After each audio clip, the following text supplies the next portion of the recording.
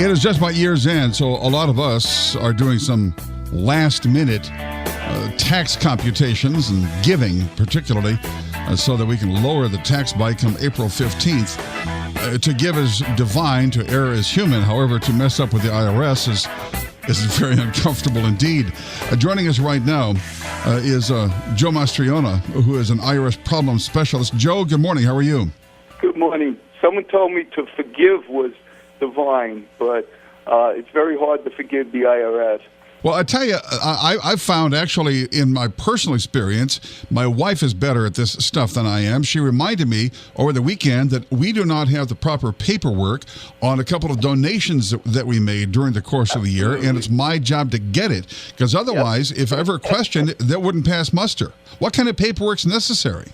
Yeah, and actually you may be audited just because of that. If you have over $250, you need to get a receipt from the charity. But if you have over $500 on an item, you are required to have an appraisal, an independent appraisal, and there's a statement that's part of a form that has to get attached to the return. So she's probably telling you that you need to go to the charity to find out, a statement from them, first of all, on what you gave and did you get anything in return, because you have to subtract that. Right. But also to get an appraisal, to get an independent appraisal. Joe, what if you give stock? There's actually a freebie in that. If you hold stock, first of all, the general rule is fair market value. So if you give stock that has a gain in it, you can deduct the fair market value.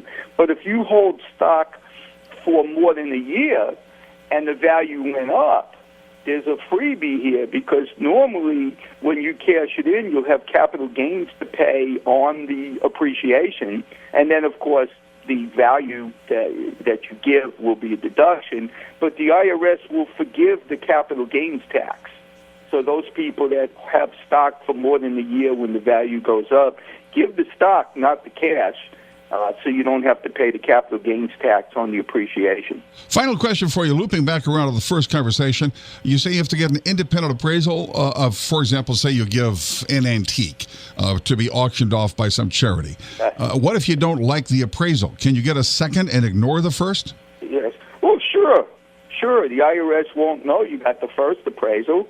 In fact, I represented a husband and wife attorneys that gave antiques. There is a problem, though. You've got to be careful, because if you recently bought it, they're going to use your purchase as the value.